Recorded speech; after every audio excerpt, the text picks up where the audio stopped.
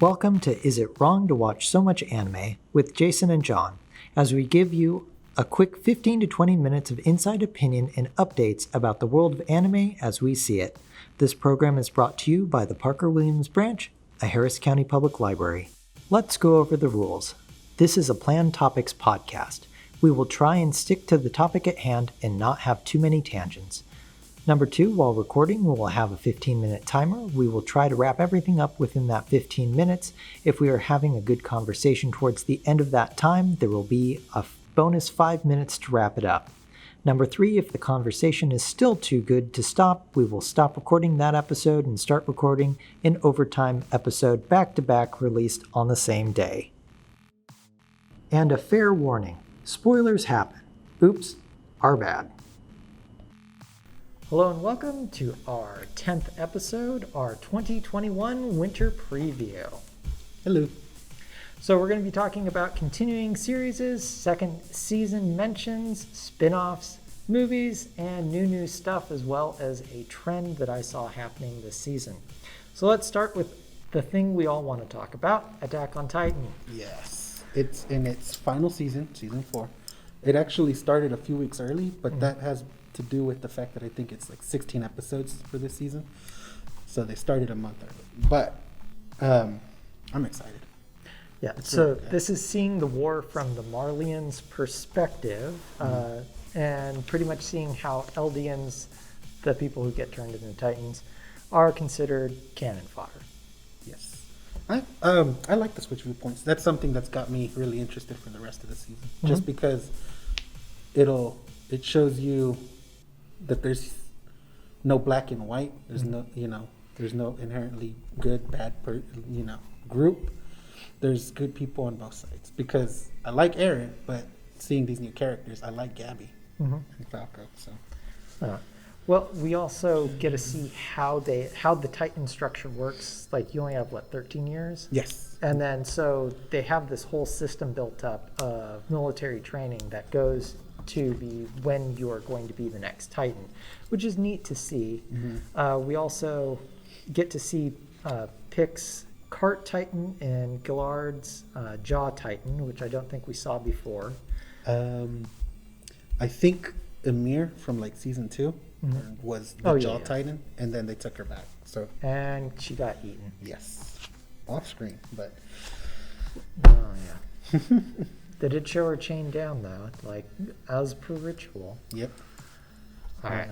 And then before Christmas break, or the New Year break, last episode, Reiner's getting taken down to a basement where a wounded soldier who goes by Kruger, that turns out to be Eren, and basically says, "I'm you." Yes. And there's no new episode this last week, I'm assuming because of New Year's, but they also have a lot of shows like Mappa. So this next week is when I think things are going to start getting more crazy. Yes. So if you look at the cover art from when it says, season 4, the final, and you see pretty much Eren's Titan ripping up a cityscape, I think we're getting to that point. Yes. That should be interesting. Moving forward, Dr. Stone, Stone Wars. So Dr. Stone and all of his wonderful friends are coming back. Soon we're going to get a recap episode that's considered an original. But I usually just rewatch the whole show, but that's me. And I also had more time before then, so maybe I won't do that this time. But I'm really excited for the Stone Wars.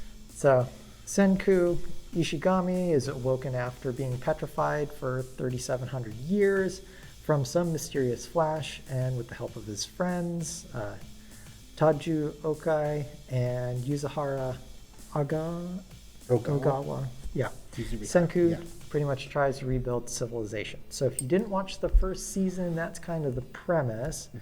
As we get into Stone Wars, one of the characters, Tsukasa, Shio. The first season was kind of like a fetch quest, where they had to keep getting different things to advance their scientific civilization, which was really cool. I liked it because it was kind of learning, but also they did it in a very funny way, so I didn't actually mind the learning. Edutainment. Season 2, Stone Wars, is going to be More action based. yes, they're going to be going against Tsukasa's, civilization of Well, clan empire type deal. yeah, of like strength versus just science. So that's something I'm looking forward to. Plus more potential edutainment of Yep. cool science theme, experiments or Things ideas you that they didn't know. use that also cause the action to move forward. Let's see, All right. what's next? Log Horizon. Okay, so it's been 7 years Give or since take, yeah. Log Horizon. Season 2. I watched it about a year and a half ago, maybe 2. So I don't feel the pain as much as the people who've been waiting, but I have, been waiting. And I watched it after him because he gave me the Blu-rays. So basically, Shiro and friends will be back to fight off the advances of the mysterious circumstances that have been affecting Akaiba. And Hold on. They always say it, and I always forget. Akihabara. There we go. well, Akihabara is a place. Akihabara. That's how they say it. I don't know. Okay, all right. And then we're gonna start figuring out if Planet Huyuden, that was it, is involved or not. So That's and where then- season 2 left off. Because, and the reason I've been waiting is the way they left it off.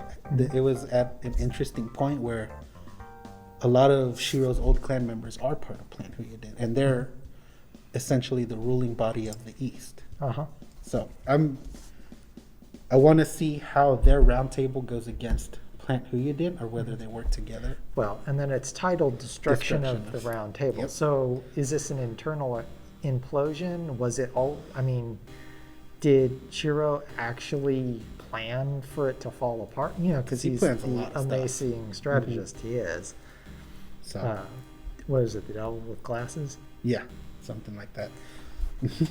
And then we've got Konami, one of his old clanmates, and Krusty, who are coming back from the East, which is the Chinese server. And my number one question, will they reattach Misa's arm? Krusty's I wouldn't carrying know it how they around would all have over. to- I mean, they have magic, so they can probably do it, but they have to get from the China server to here. But And he the only still reason has he got there was that weird Swirly blade whatever. thing. Yeah. So I want to see if they can get here and how they would do that. So, season 3 is going to start tying up a lot of those loose ends that season 2 never. That didn't get a chance to tie up. I Yeah. guess. 7 years later. All right. So, second season mentions. First one that we're waiting for is Promised Neverland. Yes. I mean, we talk about spoilers already. So at the end of last season, the kids finally got away from the orphanage, which was, A food revealed to be a food farm. They were being essentially Cold. raised up to be eaten. So I guess some of the things I'm looking forward to, or the reason I'm looking forward to this, is now that they're out, it's a world of man-eating monsters. So where do they go from here? What's the next step? Because they lost, Norman. Yes, thank you. They lost Norman, so that's already one of their One of the- tactical geniuses that could have helped them. True. They have Ray and Emma, who are great on he's still great, but Yeah. I want to see how they survive and how they're gonna, I guess, thrive out here. So Crone says that there's humans out there, and Norman leaves some of the different clues for them to find different people out in the wild, because she said there's people out there, which means there are humans that are either helping the monsters or living with the monsters and acting as resistance. Yes. So we'll get to see how that all plays out. The other one is That Time I Got Reincarnated as a Slime. So we got the 5 OVAs of him being a teacher. Of which I still have to catch up on. So between season 1 and season 2. So with the nation state of Tempest booming, there's a lot of competition. As many established nations see this nation of monsters as a nuisance instead of a true nation. So, from the animal kingdom in the east to the dwarf king in the west, Rimuru and his friends have a lot of trouble and negotiations to make with humans. So, I'm pretty much expecting a lot of humor as well as the innovative, I guess, battle strategies that he comes up with, as well as negotiations. A lot of the fun for me the first season was it didn't go, I guess, the typical isekai route, where he's a slime and he slowly gets almost overpowered, but he doesn't focus so much on fighting. He's focusing so much on building up his, group of people, his, accepting like anybody who comes in. Yeah. So seeing more of that, just their world building, I guess, is why I'm interested in watching season 2. But they also have some pretty cool fights. Yeah, they do. Well, and then there's the demon lords, and so there's a lot going on. And we'll see where they go with this story. There's one second season that actually started today, which was Beastars, which I really want to watch, but since it's with Netflix, we have to wait. But Netflix just sucks. But it is the first season was surprisingly good. I was surprised because I didn't think I was gonna be that interested in it, but as I was watching it, I got really into it. So I'm looking forward to season 2, and hopefully they figure out who committed the murder, because that's an interesting thread that they left. Yeah. Well, yeah. I mean, it explains the world of Zootopia in a more adult manner as to how it actually functions. Yeah. All right, spin-offs. First one I want to talk about is Bansuto Wan, which is basically a Chibli Bungo Stray Dogs. So you've got the armed detective agency and the Port Mafia being shrunk into a very cute form. And they're going to have cutesy type anime stories with hilarious hijinks and visual gags. Yeah, like usual chibi shows. Isekai Quartet would be an example. So it'll be the Bungo Stray Dogs version of that. So I'm looking forward to that. Just something light. Doesn't have to be too heavy. Also, Cells at Work Code Black and Cells at Work Season 2. So we're going to see Red Blood Cell. We're going to see White Blood Cell back at it again in the body, dealing with different things. Code Black is going to be a character that is a stressed out middle-aged body of someone who smokes and drinks and all the problems that it may cause. So we're going to see a lot more killing. We're going to see a lot more probably body deterioration in Code Black than in Season 2. I'm thinking, who knows, maybe it'll be Attack on Titan inside your body. Could be. I've heard that this one is, well, I mean, it's in the name, Code Black. It is way darker. Yeah. So I might check that one out. I've seen about half of the first season of Cells at Work, but since it's a spin-off, I don't really think I need to watch the whole thing. No, and since it, again, edutainment, if you watch the first season of Cells at Work, it actually teaches you a lot about how your body's circulation system, the different cells within your body work. So, if you're into biology, here you go. Next up is movies. That's also you. Yeah, Evangelion 3.0 plus 1.0, Thrice Upon a Time. So we have been waiting, for as long as we've been waiting for Log Horizon, we've been waiting for the 4th Evangelion movie, where they leave you on a cliffhanger. So, from what I can see, some classic elements of Evangelion are very much present.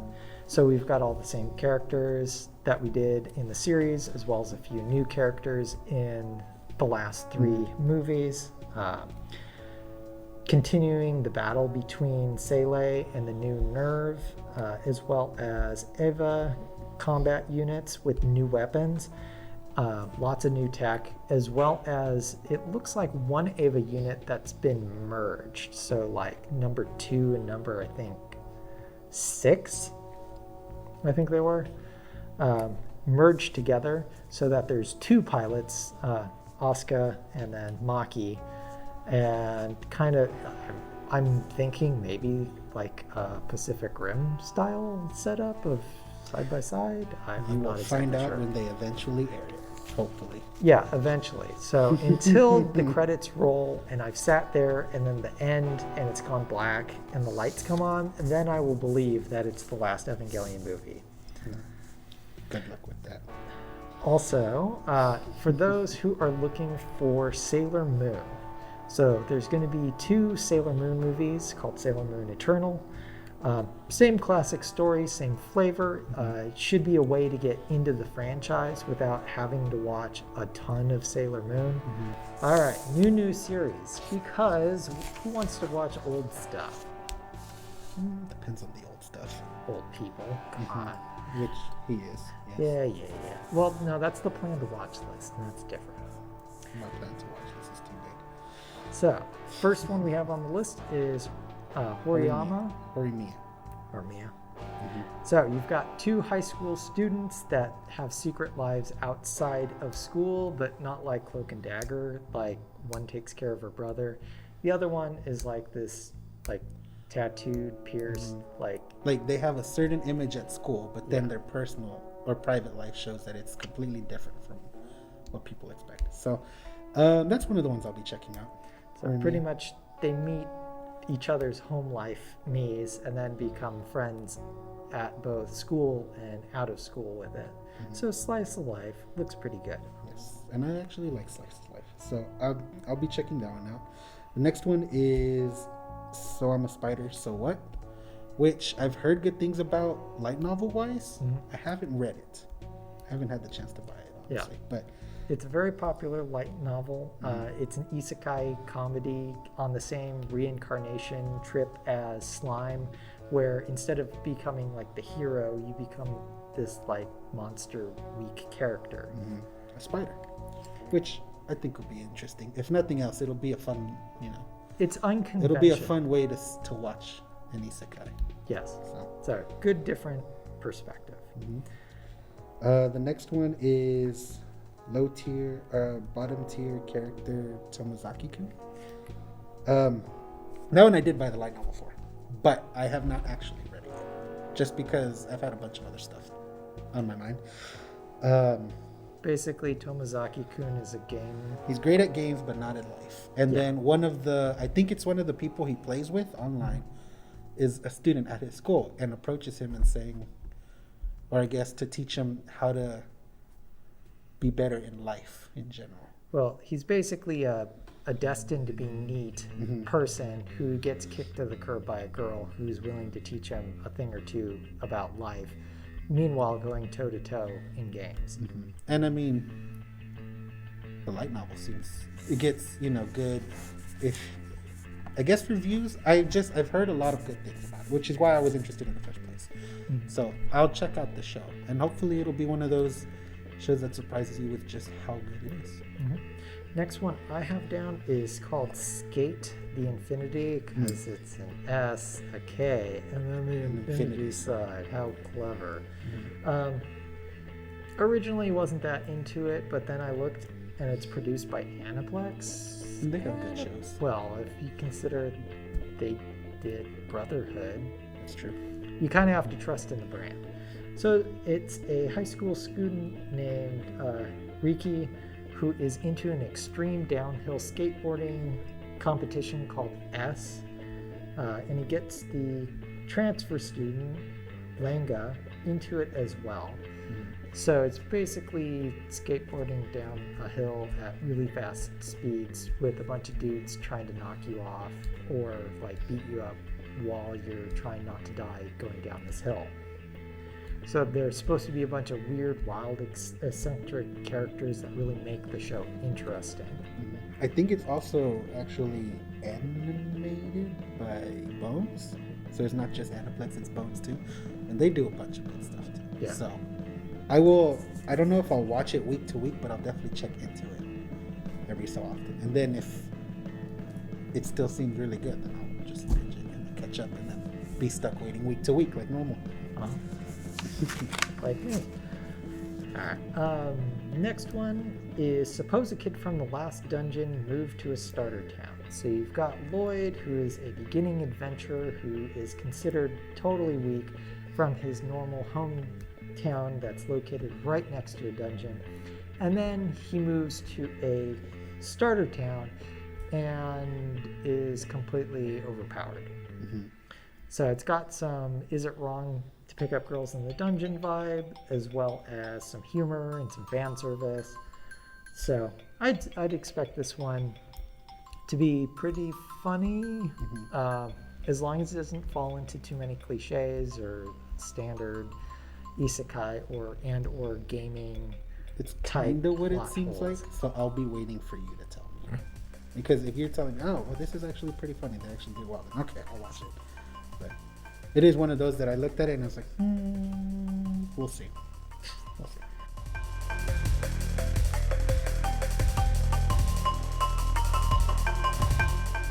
Another one that you might go, we'll see, is one called X-Arm. So an electrical genius, Akira Natsumi, dies in a mysterious accident. 16 years later, a special police officer and her partner activate the X-Arm advanced AI system to take control of their failing ship. And surprise, the AI is actually Akira's brain stuck in this mysterious super weapon. So how did he become a super weapon? I don't know. We'll find out. If you do not like computer, like the CG animation, this is not the show for you. If you can handle some of the Ghosts in the Shell type of CG animation, like 2043, I think it's 2043, that's on Netflix, and you're fine with it, then I would say, yeah, go ahead and watch this. But if you cannot watch something that looks like it was computer generated, then I would say skip it. I mean, it just depends on how well it's done and how it looks. Because Frame. Beastars is CG, I think. And then there's another show called Land of the Lustrous, which is CG. And those were done really well. And they used all that, what's it called? What do you call CG? Motion capture? I guess. Well, it was used very well. It looked really good. Even the fight scenes or the action scenes from Land of the Lustrous look great. So if they can do it like that and employ it really well, then that's fine. I don't mind it. So that's what it comes down to. Some people do, some people don't. All right, then last that we have on the new is Vlad Love. So Vanba is a high school student that donates blood frequently. An ashen foreign girl who's not, Elena, pretty much waits outside the blood bank and then randomly starts to attack it and destroys it. So after she loses consciousness, Vanba takes her home and hilarity ensues. So this is going to be a show that's got lots of humor, vampires, demons, monsters, trying to live and fit in to the regular world of a high school student. There's lewd humor and cussing, so this might be a 15, 16 plus type of show. The Vlad kind of gives it away that it's about vampires. You will not find a show with a character named Vlad in it that is not about vampires. Yep, or impaling. So, again, that's another one I'll probably wait on you for. Okay. But if it's good, it's good, and I watch it. So. Number one trend that I've seen this season is that it is the season of the idol. There are like 8 idol shows. Anywhere from idol schools to like 2 diva idols battling it out. Called Diva Offs. Yeah.